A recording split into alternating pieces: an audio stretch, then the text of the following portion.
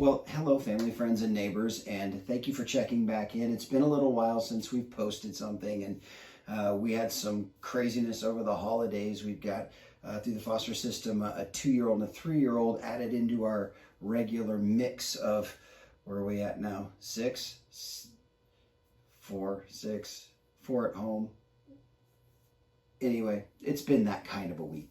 So welcome back. A lot of the questions I've been answering so far have been more, we talk about faith and life and faith, and they've been much more centered on faith. And, you know, honestly, as we talk about life, faith's going to come up anyway. But I found myself in a good conversation a couple weeks ago with a friend who was talking about, of course, there's all the health stuff going on now, but he had made a joke about, hey, well, there's probably an oil for that. Well, my wife and I are into essential oils. We're in that crowd. And so I said, well, actually, there is. And it opened up this really good conversation. But this lingering question when it comes to holistic solutions, holistic remedies, and in particular essential oils, which have become so popular over time, is, do essential oils even work? Do they really work? And that's a good, honest question. And I have to start answering that question by asking a question. And that question is, well, what do you mean by work? Because if by work, what do we mean? If I just use this oil and my cancer goes away. If I just use this oil, I can solve my diabetes, or, you know, whatever it is. Well, no, there's no magic bullet.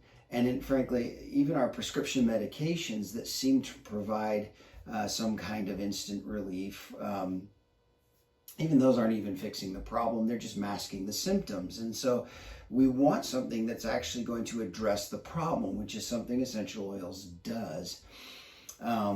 But it's not a magic bullet. It's not a magic cure. If you have diabetes and you're slugging down Dr. Peppers and Big Macs, essential oils aren't going to help you. In fact, nothing really is going to help you at that point.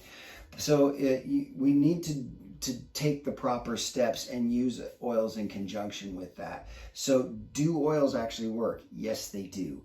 And they work in typically one of two ways. You can put them on, and they can attack things that aren't supposed to be there. For example, cancer. There are oils where the oil molecules attack or break down the cancer cells. Oversimplification, but this isn't a miracle cure. Again, it doesn't do it at a rate fast enough where it's just doing that is going to cure your problem. You're going to cure your cancer.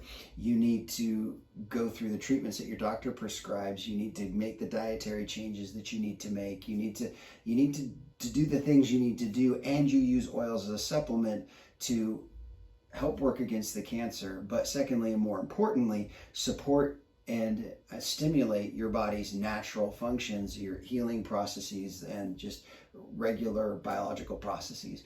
So how do oils do that? Well, one of the easiest ways to use them, you can apply them topically. Some of them you can ingest if it is a good quality oil.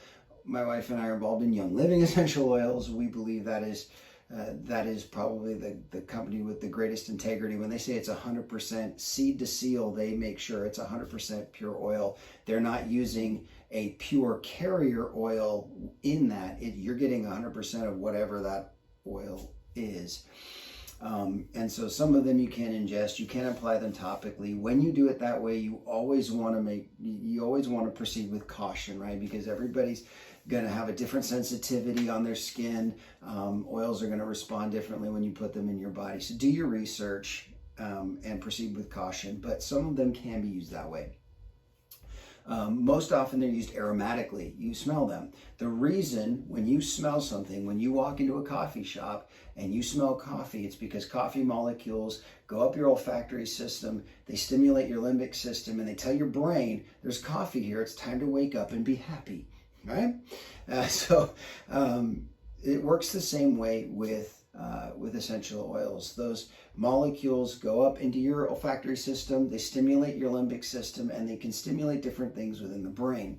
So if you're fighting something like cancer, for example, that is a hard fight.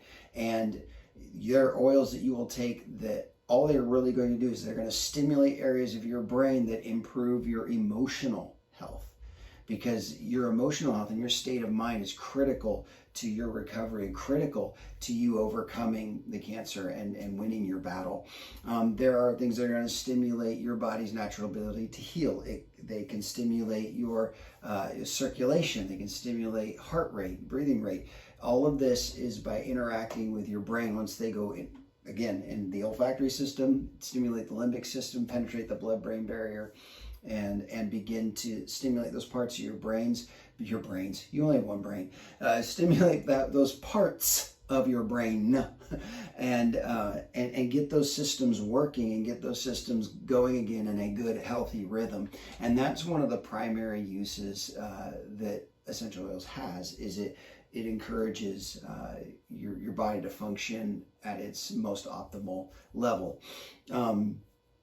There are other occasions where they've just helped. Now, my wife has been in different kinds of those home-based businesses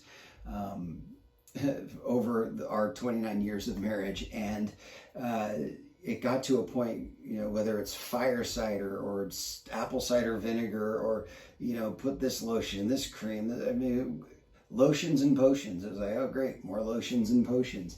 And so when she got involved in the essential oils, it was like, oh, great, now you got an entire industry of lotions and potions. We're going to be all greased up. But there was this one occasion I'm cooking, and I have this big metal pan for cooking in with a steel handle, and cooking what's in that, and then the recipe says to take that and put that in the oven at 375 for about 15-20 minutes. So I do so, and the timer goes off, and I go to take this pan out. I get my pot holder, and I grab the handle of the pan, and I pull it out, and I set it down on the stove, and I'm thinking, well, I should just put this pot or this pan on the table, and I can use my hot mitt as a trivet. So I take it off my hand, and I grab the handle and pick it up to put it underneath. And in that moment, I realized what a foolish decision this was, because it took about a hot second, that pun was intended, for me to realize my mistake. I just grabbed a 375-degree steel handle. So I had the presence of mind to set it down without spilling anything, but my hand was red immediately, and you could feel the burn. My wife got out an oil called Helichrysum, which is one of those that stimulates your body to heal. It increases blood flow and helps to facilitate faster healing. We put a couple of drops on that, rubbed it in, and my hand hurt like the dickens for the rest of that night. The next morning, I could still kind of feel that sting a little bit, but by the end of that next day, it felt a little weird. There was no pain, and it never blistered, and it never cracked, and it never did all of those things, horrible, awful things that burns I've had in the past have had. And that's when I began to realize there really is something to these. Yes, they do work. Again, not a miracle cure, but certainly a help. And so I hope this has been helpful. My wife and I will do classes. Doesn't cost anything. There's no purchase required, but we can come and talk to you about what oils are and how they work, and give some specific examples and kind of go through that. So you can put that down in the comments below if you're interested in hearing anything about that. You can always email me if you don't want to post a public comment. That's fine. Email at mahayward8 at gmail.com, mahayward8@gmail.com.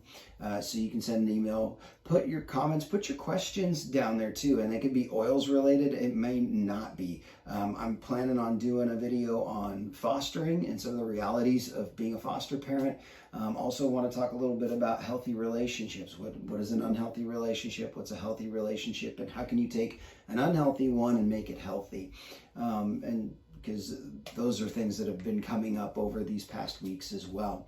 So put your questions in the comments below. Hit the subscribe button so you can find us, and ring the notification bell so that you're alerted when new content posts. And, hey, maybe we're dealing with your question or something of interest to you. Look forward to hearing from you. Looking forward to hearing your questions. And we'll see you next time. Take care. Thanks for checking back in.